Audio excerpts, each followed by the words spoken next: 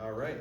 So before I get started, I'd just like to say my friend Candace here is also a longtime Moorstownian, and we bond over that always. And I just appreciate everything that she does for our community.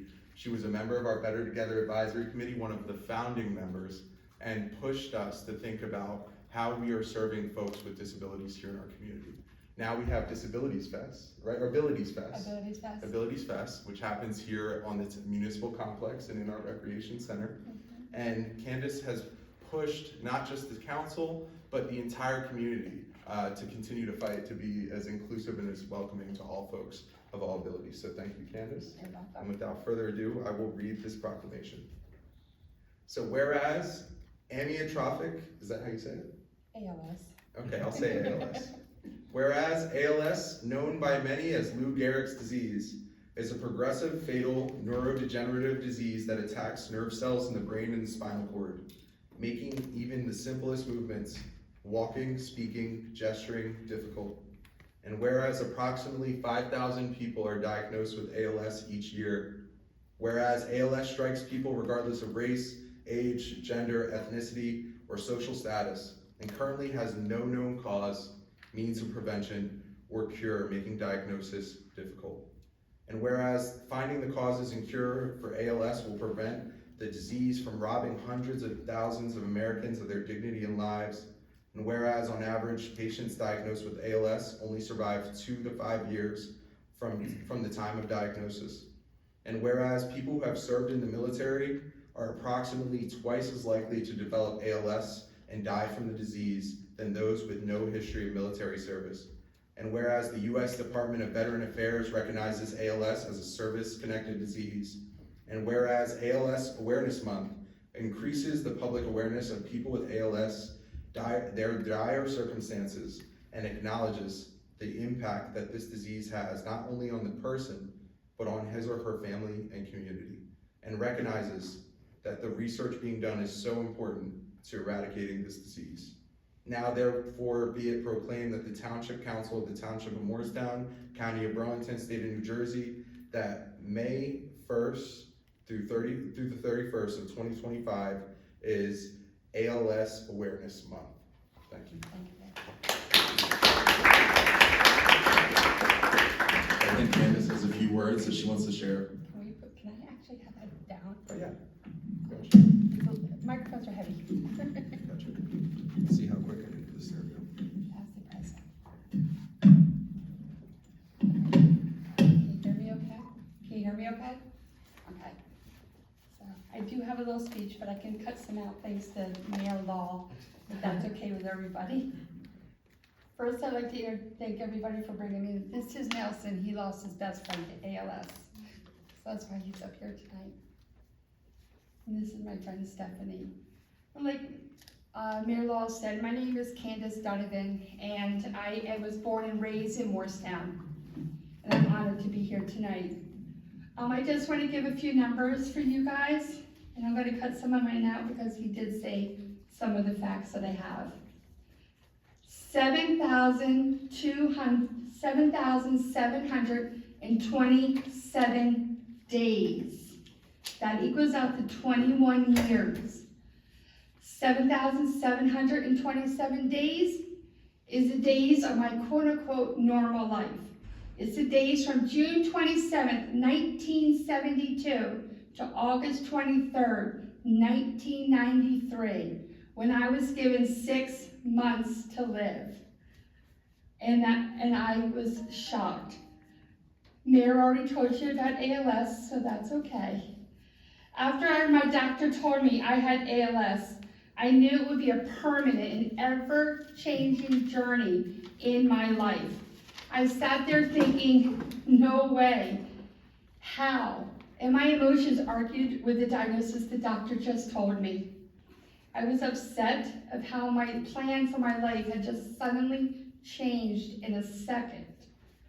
I still today, I laugh and I cry about it. I get really mad sometimes over it. And I told my doctor he was so wrong, because I'm Irish and we fight hard. And I also told him that I believe in the ink ink of the Bible and not the ink of a doctor.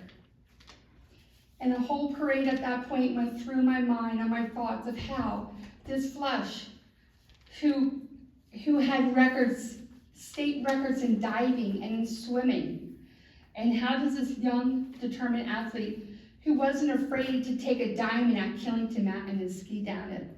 I was the first freshman in my high school to be a varsity soccer player. And I beat up my feet every time I could at Marshall Highland Dance Studio, tap, jazz, ballet, whatever could happen. I was doing it. And then my pity-patty stopped because I educated myself. And the mayor told us the facts about the ALS and how it affects us. But I want to explain a little bit more personal of how ALS affects a pal, a person with ALS. And I'm going to get graphic just to warn the parents, okay? Okay. Our bodies become stone-like, which enables us to hug our loved ones. Breathing is like suffocating. We get a trach just to be able to breathe. Enjoying our favorite foods on a menu is no longer available to us. We get a feeding tube just to nourish our bodies, to stay a prisoner in it. And this voice that's speaking to you tonight, and the laughter that my friends know, it becomes mute. And all we can do is blink our eyes to answer the yes or no questions. But the whole time this is happening to our bodies, our minds are never, ever touched. We feel and understand every effect happening to this body. We feel it. We see the overwhelming and fear of our family and our friends. And a lot of us lose our friends because they're too scared to be with us. They're too scared to watch us physically change. I lost my high school sweetheart after 12 years because he wanted a wife to push and to walk and hold hands with, not push in a wheelchair. And that was okay, because not just ALS, but any disease where the wife becomes sick, 74% of them end up in a divorce.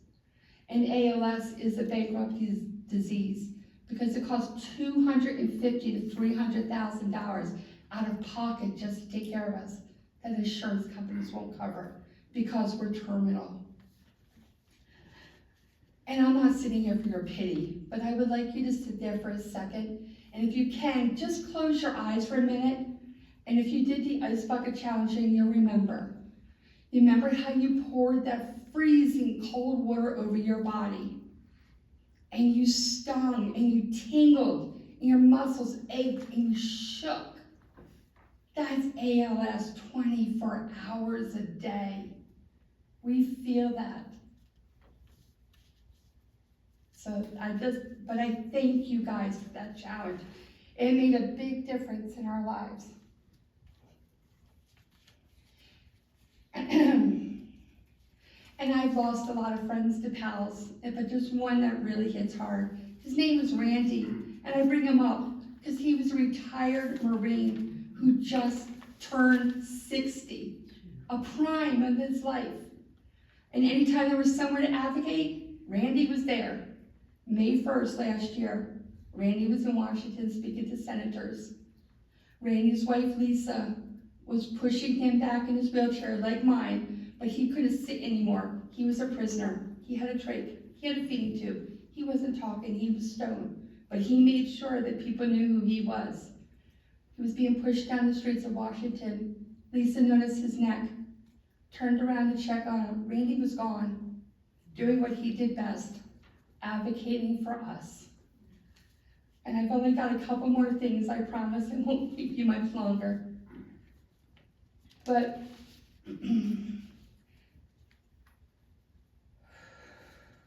sorry. I just want to give you a couple facts about my life and my journey with ALS. 326 days after I was given 6 months to live, I married my sweetheart, my high school sweetheart. 2,360 days after that, My daughter Nancy was born, was getting married next year. 4,229 days. After being given 6 months to live, my best friend, my mom, passed away. 4,244 days after given 6 months to live. My youngest son, Colin, was born. 7,716 days after I was given 6 months to live. I got divorced from my high school sweetheart and was a mother of 3 small children battling ALS. 9,551 days after my divorce, sorry, that's a happy moment. 9,551 days after given 6 months to live, I watched my son Charles marry his childhood sweetheart. That child, Charles, was 2 months old when I was given 6 months to live. 10,522 days, I became a grandmom to a beautiful girl, Delaney. 11,052 days after given 6 months to live, I was exhausted, worn down, physically, emotionally, financially. The trials I give my family, the disgrace I felt on my family of having ALS, and the burden I felt like I became to my family was just too much anymore. I tried to stop living with ALS. I tried to free myself from being a prisoner in my own body, but God knew it wasn't my time. 11,318 days. My job cut my hours. My landlord sold my house, and I became homeless with ALS, with 2 kids, 2 dogs, and a cat. And I got help with that. Exactly 11,343 days, 25 days of being homeless, God sent me a blessing called Javier, someone who did not see my disability and only saw my potential, and gave me a full-time career, which made me become unhomeless and housed again. 3,358 days, 40 days of being homeless, I was able to move into my apartment. I was able to become back into society, I want to call it. And my last number for today, 11,592 days, 6 months after diagnosis, given 6 months to live. That 11,592 days is May 19th, 2025.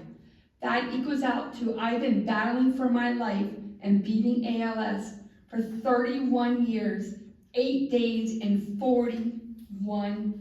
months and 41 days.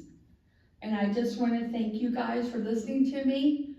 And I will give you one last thing.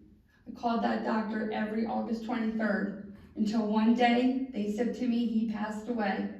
And what did I respond to that lady on the other end? He wasn't Irish, was he? Thank you guys, and thank you, Moorestown.